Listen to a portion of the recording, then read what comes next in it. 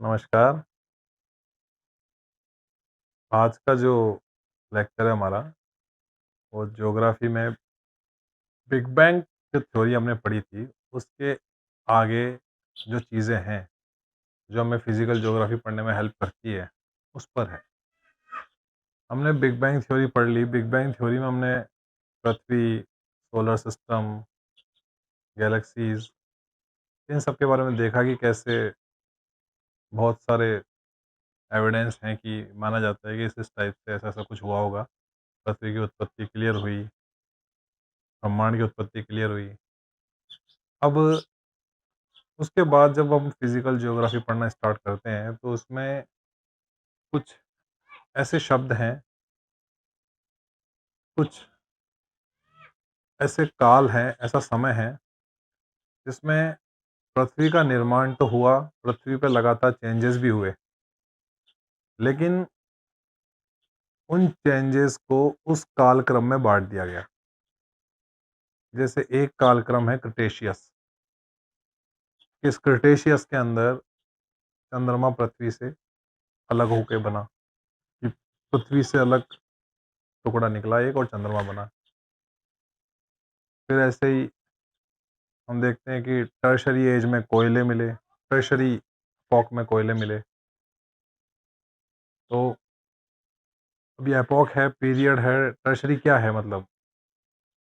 ये क्रिटेशियस है, ये एपॉक है, पीरियड है, ये एरा है, इयॉन है, क्या है ये? कभी-कभी कैलेडोनियन, फिर हर्सिनियन, फिर उसके बाद डिवोनियन, अल्पाइन। तो ये बहुत परेशान करने वाले ऐसे शब्द हम समझ नहीं पाते हैं कि मतलब ये किसके बाद कौन आया? डिवोनियन पहले आया, क्रिटेशियस बाद में आया, क्रिटेशियस पहले आया, अल्पाइन बाद में आया, कौन कब कैसे आया? तो जब इन चीज़ों को हम बिल्कुल सिस्टमैटिक तरीके से पढ़ते हैं, तो हमें ज़रूरत पड़ती है कि हम जियोलॉजिकल टाइम स्केल, कि पृथ्वी की तो जो एज रही है, उसकी टाइम स्केल को एक बार पढ़ लें, समझ लें, जान लें। जानना ज़रूरी भी है, कंसेप्ट क्लियर हो जाते हैं, लेकिन बातें फैक्चुअल हैं, फैक्ट ज़्यादा है इसमें। ऐसा नहीं है कि हम कोई बड़ा कंसेप्ट पढ़ने वाले हैं इसमें, पढ़ने वाले फैक्ट ही हैं। लेकिन क्योंकि जब इतने सारे शब्दों से हमारा सामना होता है, तो इन शब्दों को लेकर के हमारे दिमाग में एक कंसेप्ट क्लियर हो जाता है कि ठीक है, चीज़ें ऐसे-ऐसे आगे बढ़ी थी।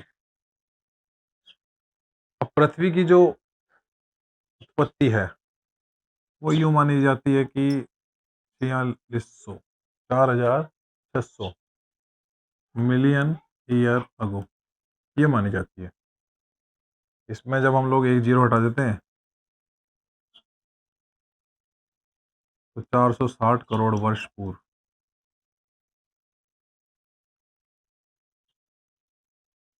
फिर इसमें जब 2 ज़ीरो हटा देते हैं, तो चीज़ें बिलियंस में हो जाएँगी। 4.6 अरब वर्ष पूर्व। अब जो 4600 मिलियन ईयर अगो, इतना पुराना जो समय है, ये मिलियंस में हम बात कर रहे हैं। तो ये समय तो प्री कैम्ब्रियन,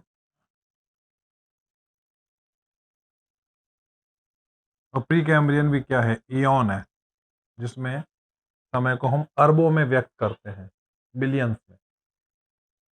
और आज हम जिस एज में हैं,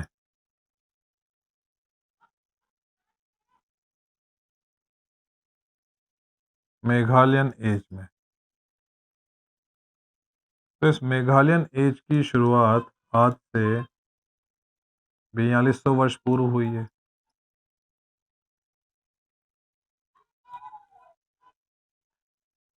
तो प्री कैम्ब्रियन से मेघालयन एज पर हम लोग जो आते हैं,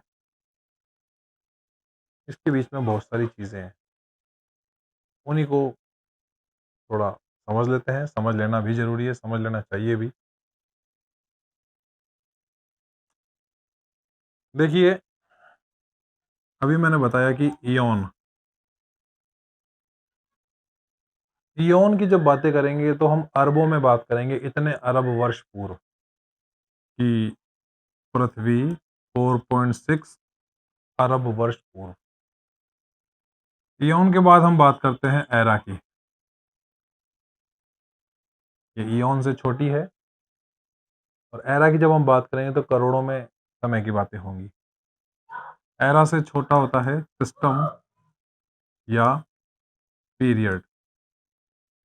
इसकी जब बात होगी तो बातें लाखों में होगी कि लाखों समय वर्ष पूर्व, 2 लाख, 1 लाख वर्ष पूर्व, 1.5 लाख वर्ष पूर्व। और पीरियड से जो छोटा होता है वो होता है एपॉक। इस एपॉक में समय के बारे में हम हजारों वर्षों में बात करेंगे, 2000 वर्ष पूर्व, 4000 वर्ष पूर्व। और फिर एज, इसमें हम बातें करेंगे सैकड़ों में कि 400 साल, 600 साल, 800 साल पहले, इतने वर्ष पूर्व। तो कहने का मतलब है ईयन सबसे बड़ी यूनिट है और जैसे जैसे हम नीचे आते जाएंगे एज पे आ जाएंगे। जियोलॉजिकल जो टाइम स्केल है, उस जियोलॉजिकल टाइम स्केल को भी हम यहीं से पढ़ना स्टार्ट करेंगे और चीज़ें फिर आगे चलेगी। तो चलिए शुरू करते हैं।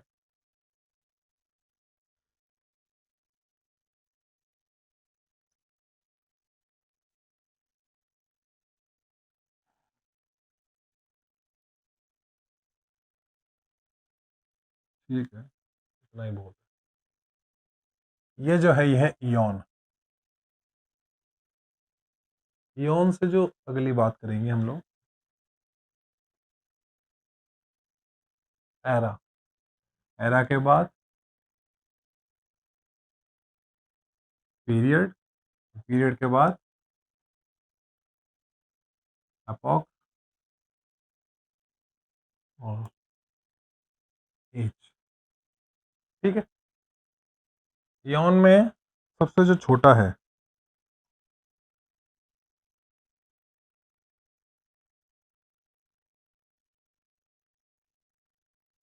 Pre Cambrian. ये प्री कैम्ब्रियन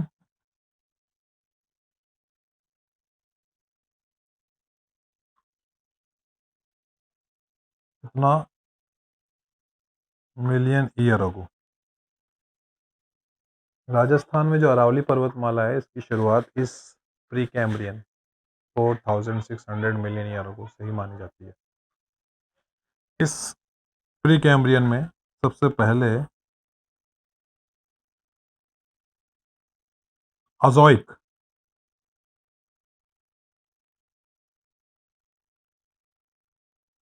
अजोइक के बाद आर्कियोजोइक में। अजोइक का मतलब यह है कि जीवन नहीं है, कोई पृथ्वी पर बिल्कुल कुछ नहीं है। प्री कैम्ब्रियन के समय से पहले पृथ्वी आग का धधकता गोला थी। जस के तस तो चीज़ें जो आज हम देखते हैं रही नहीं होगी, लगातार बदलाव हुए होंगे। तो पहले पृथ्वी का ठंडा होना, ठंडा होने के दौरान जब जीवन नहीं था, अजोइक, थोड़ा थोड़ा जीवन आने लगा, बैक्टीरिया वगैरह ये चीज़ें आने लगी, आर्कियोजोइक। और फिर जीवन सामान्य होने लगा, प्रोटोरोजोइक। ये जो समय है ये 500 मिलियन ईयर्स अगो, मतलब 4100 मिलियन ईयर अगो का ये समय रहा है। आर्कियोजोइक, सॉरी अजोइक, आर्कियोजोइक और प्रोटोरोजोइक। इसके बाद चीज़ें आगे बढ़ी होगी और पैलियोजोइक, पैलियोजोइक के बाद मेसोजोइक और फिर सिनोजोइक। ठीक है। पैलियोजोइक में सबसे पहले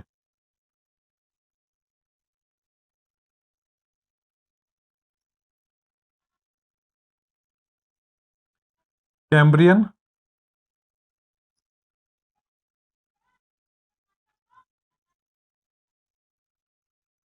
ऑर्डोविसियन,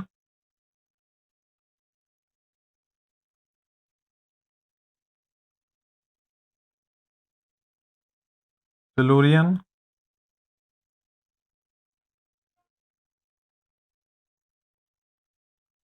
डेवोनियन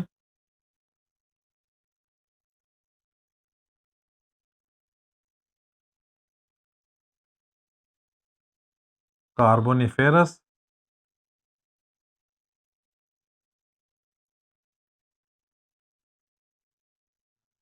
और Permian. COS DCP, C O S D C P. तो चीजें ऐसी कुछ रही होगी।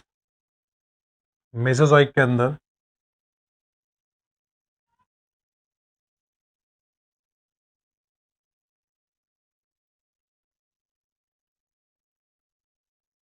ट्रियासिक,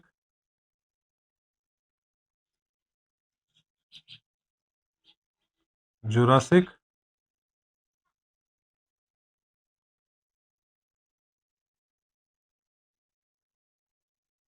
और क्रिटेशियस। ठीक है।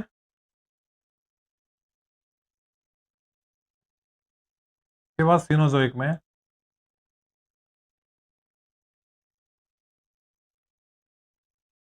टर्शरी और क्वार्टरनरी, चतुर्थक, ऐसा कुछ रहा होगा।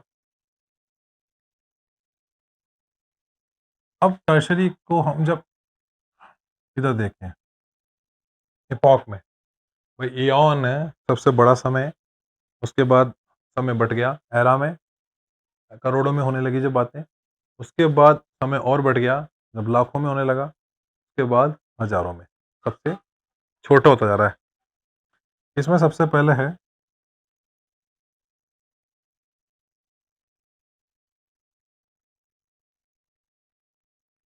पैलियोसीन,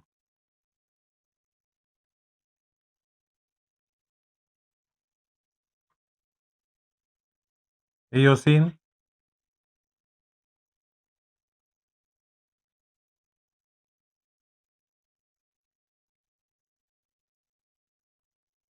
ओलिगोसीन,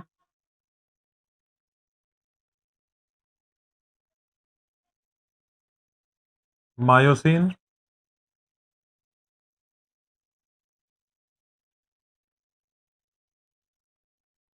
और प्लायोसीन।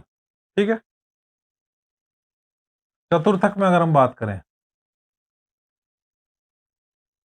तो प्लेस्टोसीन,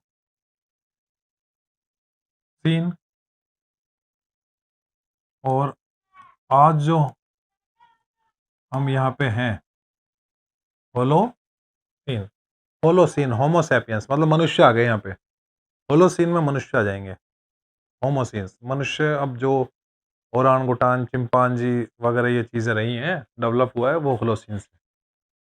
होलोसीन से फिर अब आगे चलें, अब बिल्कुल वर्तमान में आ जाएंगे हम लोग। इसमें सबसे पहले जो एज रही है ग्रीनलैंडियन, ग्रीन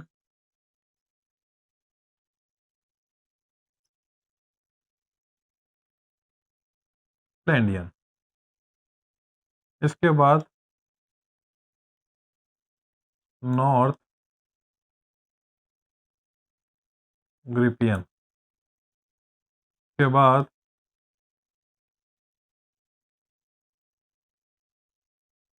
मेघालयन। ठीक है। अब होलोसीन जो है वो 11,700 वर्ष पूर्व इस होलोसीन की शुरुआत मानी जाती है। तो जो ग्रीनलैंडियन एज है वो 11,700 से 8,200 वर्ष पूर्व। इसमें नॉर्थ ग्रिपियन की जो एज है 8,200 से 4,200 वर्ष पूर्व। और अभी जो चल रही है मेघालयन एज, अखबारों में बहुत छाया हुआ है ये मेघालयन एज, मेघालयन एज के बदलाव, ग्रीनलैंडियन एज से मेघालयन एज की तुलना, नॉर्थ ग्रिपियन एज से मेघालयन एज की तुलना। तो यहाँ पे हम आ गए। ठीक है। अब ये वो समय है जिस समय अल्पाइन पर्वत बने थे। अल्पाइन पर्वत। पहला है हमारा भारत का हिमालय, दूसरा है रॉकीज, तीसरा है एंडीज।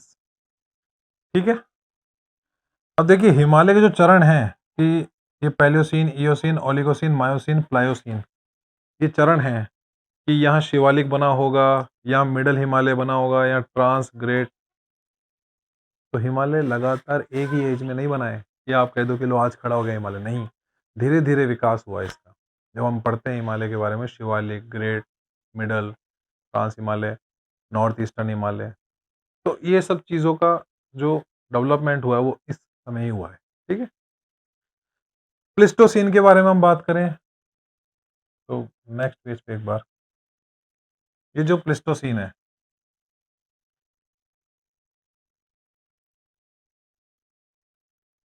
इस प्लिस्टोसीन में पृथ्वी पर 4 आइस एज आई।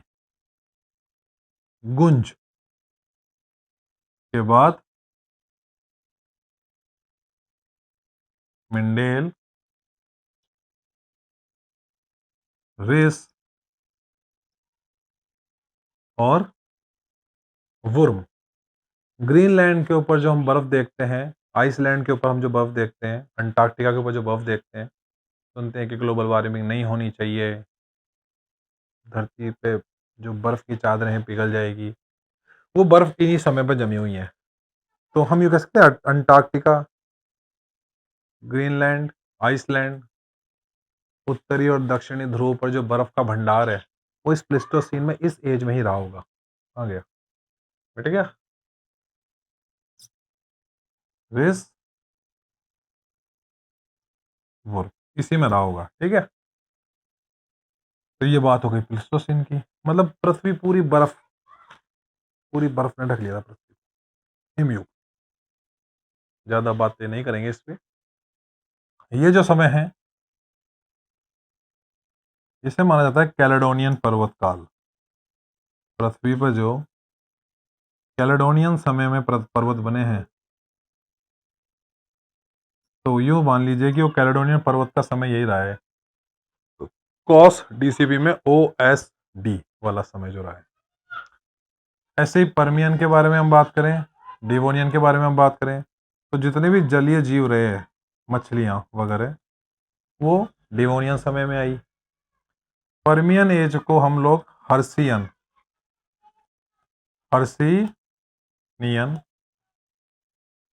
इसमें पढ़ते हैं कि हर्सिनियन क्रम के जो पर्वत हैं पर्मियन में। त्रियासिक में हम लोग देखते हैं कि पृथ्वी पर रेंगने वाले जीव, रेप्टाइल्स, जुरासिक के अंदर डायनासोर्स,